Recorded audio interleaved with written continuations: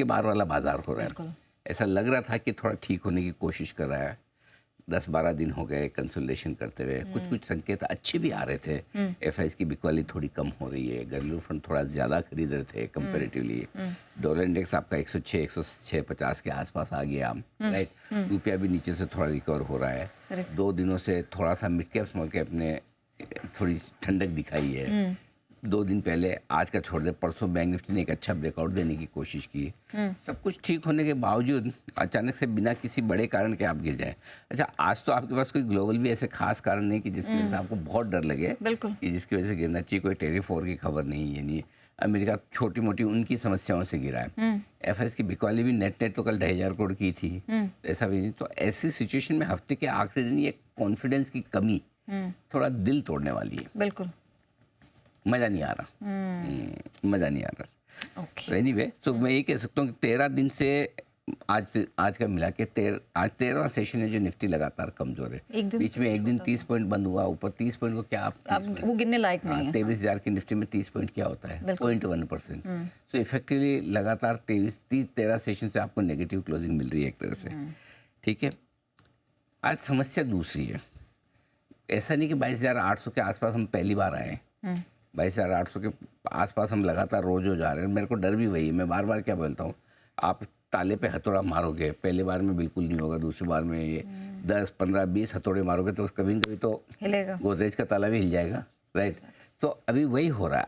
आज की सबसे बड़ी समस्या एक बार 22,800 को तोड़ने के बाद आज टिका हुआ है पूरे दिन में। पहले क्या होता था, 22,800 के नीचे आया ना, खटखट वापस ऊपर आना है, मुझे रुकना नहीं है। हाँ। वो माइंड सेट नहीं आज मुझे बढ़ना ही नहीं, इस तरह की माइंड सेट है। आ रहा है 22,725 के आसपास का जो लो बनाया था, वहाँ पे लो बना के आज तो 22,720 का बना लिया, नया लो ही बनाया 5 पॉइंट से सही। 22,800 वापस 22,800 825 पार करने में पसीना आ रहा है।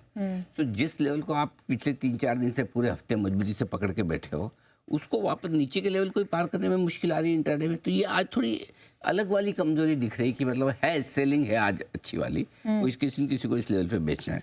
Point number 1। दूसरा, ये बैंक निफ्टी, परसों का सेशन बैंक निफ्टी के लिए ठीक था, ठीक है। आपने एक अच्छी मजबूत क्लोजिंग दे दी, करीबन 500 पॉइंट बैंक निफ्टी चला था, 49,628 का हाई बना। हाँ। चलो कल थोड़ा उसमें से हमने दे दिया, 235 पॉइंट चलता है, ठीक है। और हमेशा ट्रेंड भी एक दिन ऊपर एक दिन नीचे बैंक निफ्टी का होता है, तो उस हिसाब से लगा कि आज थोड़ा हो सकता है बैंक निफ्टी फिर से सपोर्ट देने की कोशिश है। आज तो यही विलेन बन गया, गिराने का काम सबसे ज़्यादा बैंक निफ्टी कर रहा है। करेक्ट। आज देखो 1% बैंक निफ्टी से ज़्यादा कमज़ोर है, करेक्ट। तो इसका मतलब बैंक निफ्टी भी ये संकेत दे रहा है कि आपको और कमज़ोर होना चाहिए। जबकि इस लेवल पे आके तो किसी बड़े सेक्टर से सपोर्ट चाहिए। तो बड़े सेक्टर से सपोर्ट आने के बजाय बड़े सेक्टर से तो आपको झटका लग रहा है। 49,000 के नीचे ये भी दिन भर टिका हुआ है, ये भी 49,000 के नीचे आने के बाद वापस ऊपर आने की कोशिश भी नहीं कर रहा, नो एफर्ट्स। तो अब 22,800 और 49,000 के नीचे बंद होने पर कमजोरी बढ़ने का डर है। निफ्टी 22,800 और क्यों 27 जनवरी को आपने 22,800 के आसपास की क्लोजिंग देखी थी, 829 अगर मुझे सही से याद है, 27 जनवरी को क्लोजिंग थी। वहाँ से 1000 पॉइंट की रिकवरी 23,800 तक की। आप वापस उस लेवल के आसपास क्लोजिंग बेसिस पे आ रहे हैं। इस पूरे हफ्ते हम 23,000 के नीचे बंद हो रहे हैं, पिछले फ्राइडे से लेके ये फ्राइडे तक। एक भी दिन हम 23,000 के ऊपर बंद नहीं हो पाए, ठीक है। लेकिन अगर 27 जनवरी के लो से जो रिकवरी शुरू की, वापस वहीं तक रिकवरी पे आके अगर उसके नीचे जाकर हम बंद हो रहे हैं, ये थोड़ी और कमजोरी बढ़ने के संकेत दे रहा है। और बैंक निफ्टी पिछले कम से कम 12-15 सेशन, मुझे एग्जैक्ट नंबर याद नहीं है, उसके ऊपर 49,000 के ऊपर बंद हो रहा है। अगर आज 49,000 के नीचे बंद होता है तो ये भी थोड़ी कमजोरी के संकेत है। तो क्लोजिंग इंपॉर्टेंट है। दिन के दौरान तो जो खराब है ही है, लेकिन अगर क्लोजिंग ठीक हो जाए तो ठीक है। अब प्रॉब्लम क्या है, कोई न कोई सेक्टर आके निफ्टी को गिरा देता है। निफ्टी बढ़ने की कोशिश भी करे, एक आध दिन समझो बैंक निफ्टी ने अच्छा कर दिया, तो जिस दिन बैंक निफ्टी अच्छा कर देगा तो आईटी नीचे आ जाएगा, या कोई एफएमसीजी नीचे आ जाएगा, किसी दिन फार्मा नीचे आ जाएगा। अब आज बाकी सब ठीक दिख रहा है तो बैंक तो है ही है, इसके अलावा ऑटो उल्टा हो गया। अब अच्छा देखो, मजे की बात देखो, ऑटो में खबर क्या है, नई ईवी पॉलिसी आ सकती है, इम्पोर्ट ड्यूटी कम हो, कब मार्च में आएगी, नहीं आएगी, कब आएगी, कितनी ड्यूटी होगी, किसी कुछ नहीं पता, संभावित। हाँ मतलब, लेकिन आइए, चलो गिरते हैं, चलो गिर जाते हैं, चलो गिर जाते हैं, हमारे लिए आ रही है, हमें गिराने के लिए पॉलिसी बन रही है। तो वो कॉन्फिडेंस लेवल इतना कम है ना, मतलब हल्की से खराब खबर आई नहीं कि मतलब पिटना निश्चित है। अच्छा खासा वो महिंद्रा 6% नीचे निफ्टी का टॉप लूजर हो गया। खैर आज मुझे इस बात की प्रसन्नता तो नहीं कह सकता हूँ, प्रसन्नता तो वर्डिश शब्द, प्रसन्नता तो है नहीं, ये कह सकते हो संतुष्टि है कि आज हमारा टॉप लूजर आज एफएनओ का निफ्टी का वो महिंद्रा है जो हमने स्टॉक ऑफ द डे के तौर पर, और टॉप गेनर एलटीटीएस दिया था। हम कहने में कह सकते रिपोर्ट थी या खबर है, लेकिन उसके बावजूद रिपोर्ट या खबर तो है, मान ले रिपोर्ट एक ही शेयर में तो नहीं आई, खबर एक ही शेयर में तो नहीं आई। ईवी पॉलिसी सारी आउट ऑफ कंपनियों के लिए है, एलटीटीएस के अलावा 10 रिपोर्ट और बढ़िया आई है। कौन सा स्टॉक रिपोर्ट के दम पे भी टॉप गेनर टॉप लूजर बन सकता है? वो भी तो एक आपको समझना पड़ेगा कि क्या बेस्ट कौन सा है। सो टचवुड आज खराब मार्केट में बाकी सारे आईटी गिरे पड़े हैं, ये बेस्ट परफॉर्म कर रहा है।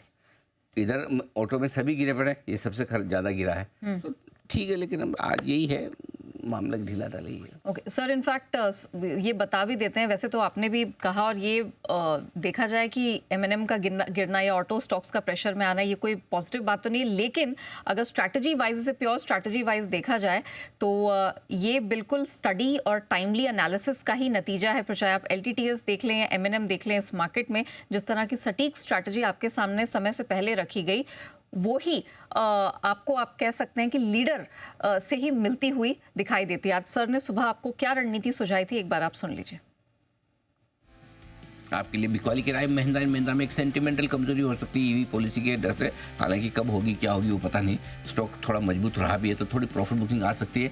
2880 के स्टॉक लॉस से एक ट्रेडिंग के लिहाज से बचे, इन्वेस्टमेंट के लिहाज से बिल्कुल भी नहीं। इन्वेस्टमेंट के लिहाज से ठीक है, 2800, 2740 और 2720 के टारगेट के लिए। ये भी कैटेगोरिकली बताया कि निवेश के लिहाज से नहीं, ये प्योरली आज के लिए ये स्ट्रैटेजी है, ट्रेडर्स है। तो ये देखा जाए तो ये बिल्कुल, जब आप इन डेप्थ एनालिसिस करते हैं, पकड़ होती है, अनुभव होता है, तभी आपको इस तरह के कंफ्यूजिंग मार्केट में भी इस तरह की स्ट्रैटेजी मिलती है। मतलब ये बात सही है कि खबरें, आपको ये समझना जरूरी कि सबसे ज़्यादा इम्पैक्ट कोई खबर किस स्टॉक पर करेगी। एग्जैक्टली वो क्योंकि महिंद्रा थोड़ा आउट परफॉर्मर रहा है, क्योंकि आप टाटा मोटर्स भी बता सकते थे। तो बोले था कि वो ऑलरेडी पिटा पड़ा है, Exactly. इसलिए हमने उसको नहीं दिया। नहीं तो अल्टीमेटली तो हमेशा हिंदुस्तान का टेस्ला तो आप टाटा मोटर्स को ही मानते हैं। Yes. तो बड़ा ऑब्वियस सा चॉइस टाटा मोटर्स शॉर्ट हो जाता है, लेकिन हमने महिंद्रा इसलिए दिया कि हाल ही की जो BE6 इनकी जो इलेक्ट्रिक कार लॉन्च हुई थी, तब स्टॉक में जो मूवमेंट बना था, तो वो थोड़ा लॉन्ग साइड पे पोजीशन ज़्यादा थी, इस वजह से। एनीवे, रहा सवाल मिड कैप स्मॉल कैप शेयरों का, तो 2 दिनों की तेजी के बाद आज लग गया ब्रेक। ठीक है, तो अब सर मैं डायरेक्टली सीधा लेवल्स पर ही आती हूँ। अगर निफ्टी 22,800 के नीचे, भगवान ना करे, लेकिन अगर बंद हुआ तो क्या? भगवान तो कर भी नहीं रहा है, तो सब हम ही मिलके बंद कर रहे हैं। जिनके पास शेयर है वही बेच रहे हैं, भगवान के नाम पे तो कोई शेयर है भी नहीं, राइट। अब या तो फिर बेचने वाले जो है वही भगवान, तो FIs को ही मान लो, करेक्ट। तो एनीवे, तो कुल मिला के 22,800 कोशिश तो कर रहा है आखिरी मिनटों में थोड़ी सी रिकवरी की, नज़र ना लगे। 49,000 की तरफ आने की कोशिश बैंक निफ्टी भी कर रहा है। उम्मीद करें कि 22,800 के नीचे बंद ना हो, लेकिन अगर हो तो हमने कल शो किया भी था। हाँ।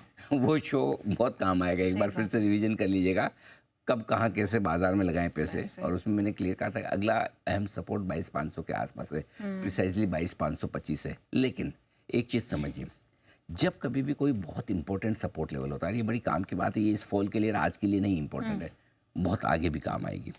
जब भी कोई बड़ा सपोर्ट लेवल किसी इंडेक्स पर टूटता है, जिसको आप बार बार ट्राई कर रहे तोड़ने की, नहीं टूटता है, वहीं पे सपोर्ट लेता है, ऐसा लगता है कि यहाँ से घूम जाएगा, मजबूत हो जाएगा मार्केट, हो गया, done for all this things, ये वो।